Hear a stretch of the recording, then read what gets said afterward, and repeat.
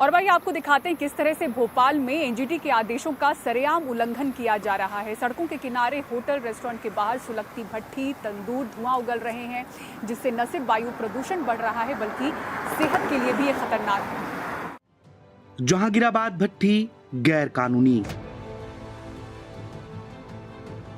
बुधवारा भट्ठी गैर कानूनी, एमपी नगर भट्ठी गैर कानूनी, जिंसी चौराहा भट्ठी गैर कानूनी। भोपाल के हजारों होटलों और रेस्टोरेंट के तंदूर में साल भर पहले दिया एनजीटी का आदेश राख में तब्दील हो रहा है। अक्टूबर 2023 में एनजीटी ने कहा था खुले में कोयले लकड़ी का तंदूर नहीं जलेगा।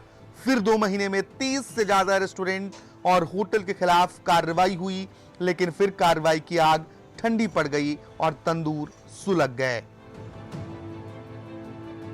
ARAI पुणे की रिसर्च के मुताबिक भोपाल में धूल प्रदूषण बढ़ाने में सबसे ज्यादा 62.2% जिम्मेदार है, जबकि परिवहन से 13% तक प्रदूषण फैल रहा है।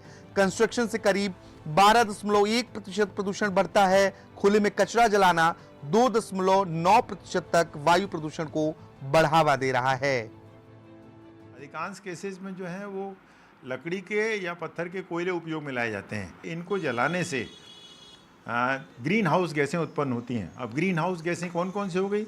यदि कम मात्रा में ऑक्सीजन है तो पहले कार्बन मोनोऑक्साइड बनती है, कार्बन डाइऑक्साइड बनती है, मीथेन गैस बनती है इससे, और डाईऑक्सेन बनती है गोबर के कंडों से। लगभग सभी अवयव ऐसे होते हैं कि कम ऑक्सीजन में आपको चक्कर आ सकता है, लेकिन यदि ज़्यादा मात्रा यूज़ होती है कि आपकी मृत्यु भी हो सकती है।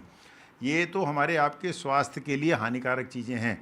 लेकिन जो आपने कहा कि वायुमंडलीय इनके लिए क्या नुकसान हो रहा है, ये सीधे तौर पर ग्रीन हाउस गैसों को बढ़ाते हैं और जलवायु परिवर्तन का या ग्लोबल वार्मिंग का सीधा कारण होते हैं।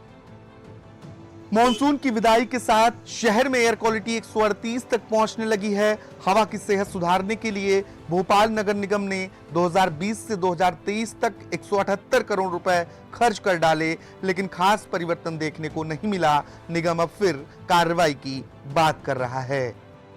एनजीटी का ये निर्देश है कि जो कोयले या ये सब जो भी हैं, ये फ्यूल्स हैं, इनसे कोई भी भट्टी नहीं जलनी चाहिए, जो तंदूर की भट्टियाँ जनरली जलती हैं, और इलेक्ट्रिक तंदूर वगैरह का यूज़ होना चाहिए जिससे पॉल्यूशन ना हो। तो नगर निगम समय समय पर इनके खिलाफ कार्रवाई भी करता रहता है जहाँ पे जैसी भी शिकायत मिलती है, और आगे भी हम इस कार्रवाई को जारी रखेंगे। नगर निगम कार्रवाई की बात जरूर करता है, लेकिन सड़कों के किनारे जल रही तंदूर भट्टियां निगम की कार्रवाई को मुंह चिढ़ाती हुई नजर आती हैं। 1 साल बाद भी आज भी सवाल वही है कि आखिर एनजीटी के आदेश पर अमल कब होगा। भोपाल से कैमरा पर्सन राजू बाथम के साथ आकाश द्विवेदी, NDTV।